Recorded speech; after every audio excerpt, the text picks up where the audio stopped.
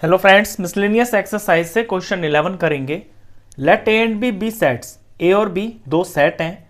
If A intersection X is equal to B intersection X is equal to 5। A intersection X बराबर है B intersection x के और ये दोनों 5 के बराबर हैं। And A union X is equal to B union X for some set X. कोई तीसरा एक्स है, उसके लिए ये दो कंडीशंस दे रखी हैं कि A intersection X B intersection X ये बराबर है और ये दोनों 5 के बराबर है और ए यूनियन एक्स बराबर बी यूनियन एक्स के है। Show that A is equal to B. तो आपको ये शो करना है कि जो ये ए और बी सेट है ना, ये बराबर है। तो ये दो चीजें तो इसमें आपको गिवन है जिन पे मैं अंडरलाइन कर रहा हूं।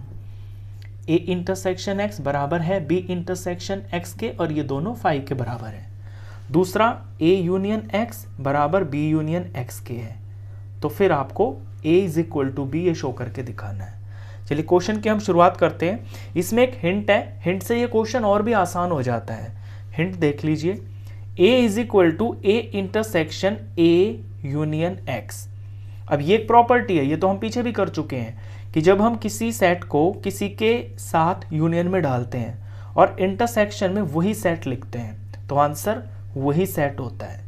जैसे A यूनियन X है और इंटरसेक्शन में A है, तो यहाँ A इंटरसेक्शन में भी है और यूनियन में भी है, तो इसका जवाब A ही होगा।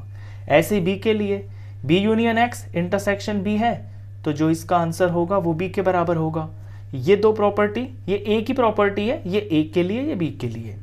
एंड यूज डिस्ट्रीब्यूटिव लॉ, और इसके अंदर आप डिस्ट्रीब्यूटिव लॉ यूज कीजिए। तो ये जो प्रॉपर्टी है ये हम यूज करेंगे और डिस्ट्रीब्यूटिव लॉ भी इसके अंदर हम यूज करेंगे। चलिए यहीं से हम शुरुआत करते हैं कि a को हम ये लिख सकते हैं a intersection a union x। अब यहां पे a यूनियन x दे रखा है b यूनियन x के बराबर, तो नेक्स्ट स्टेप में मैं यही चेंज कर लूंगा कि a को मैं लिख सकता हूं, a मैंने सेम टू सेम रख लिया, इंटरसेक्शन मैंने सेम रख लिया और A यूनियन X की जगह पे मैंने B यूनियन X लिख लिया क्योंकि ये मेरे को गिवन है, ये बराबर है। मैं रीजन जरूर लिखूंगा, because A union X is equal to ये B यूनियन X के बराबर, ये गिवन है। इसके बाद इस नेक्स्ट स्टेप में मैं यहां पे डिस्ट्रीब्यूटिव लॉ लगा दूंगा। तो डिस्ट्रीब्यूटिव लॉ जब हम लगाएंगे तो इस A की B के साथ और इस A की X के साथ यहाँ पे इनके बीच में जो रिलेशन है उसके हिसाब से ये खुल जाएंगे। जैसे अगर मैं इसको मैं मल्टीप्लाई मानता हूँ और इसको मैं प्लस मानता हूँ, तो पहले A की मल्टीप्लाई B से, यानी A इंटरसेक्शन B, और फिर इस A की मल्टीप्लाई X से, और बीच में साइन ये लगेगा जो इन दो टर्म्स के बीच में है। तो यहाँ यूनियन है ना, तो यूनियन डालना है। तो A मल्टीप्लाई X यानी A intersection X, A intersection X। तो यहां मैंने ये डिस्ट्रीब्यूटिव लॉ लगा दिया है, डिस्ट्रीब्यूटिव लॉ। तो मैंने ये दोनों चीजें यहां पे यूज कर ली जो आपको हिंट में दे रखी है, एक तो ये वाली चीज और डिस्ट्रीब्यूटिव लॉ भी यूज कर लिया।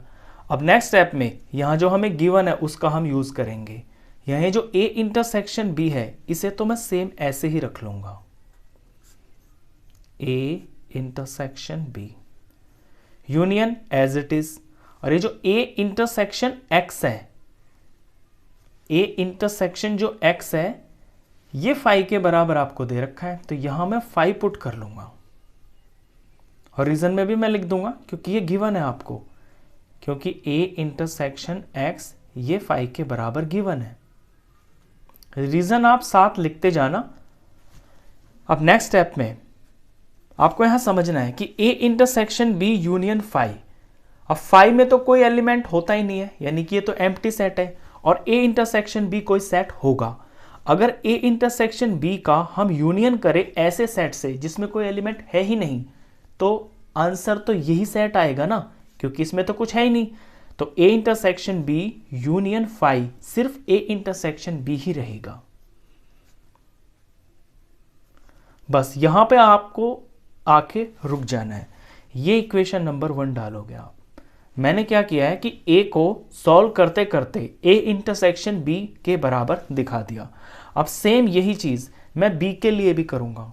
मैं बी को सॉल्व करते करते और उसे भी ए इंटरसेक्शन बी के बराबर दिखा दूंगा।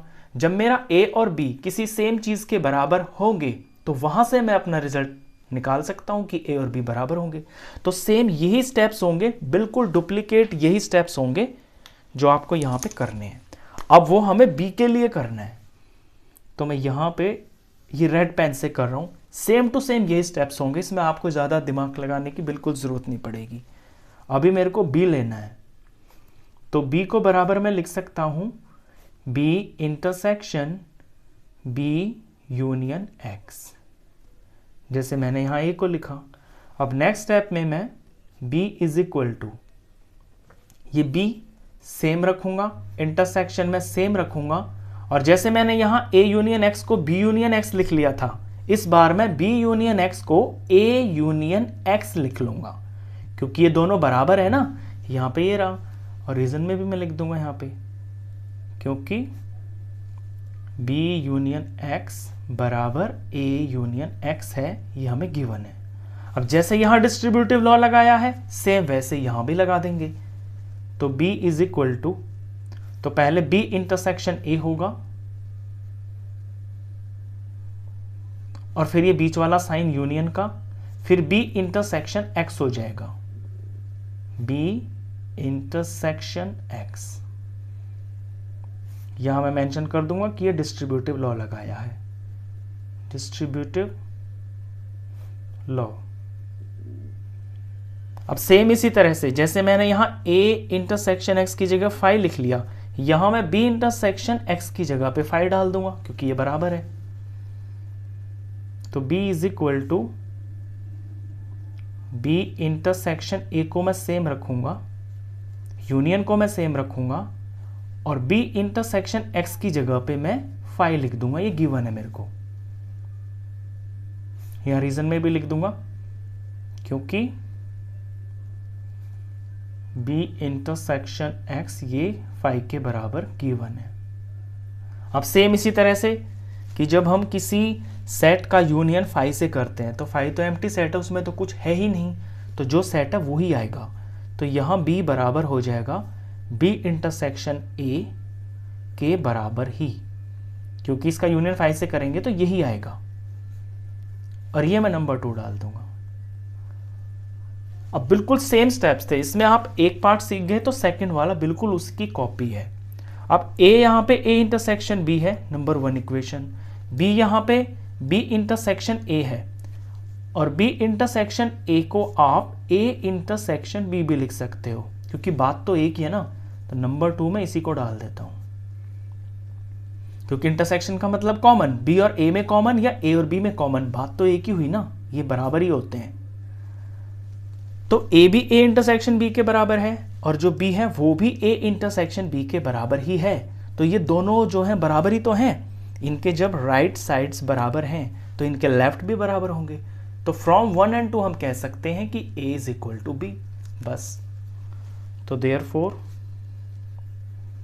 From 1 and 2 a is equal to b हमने शो कर दिया।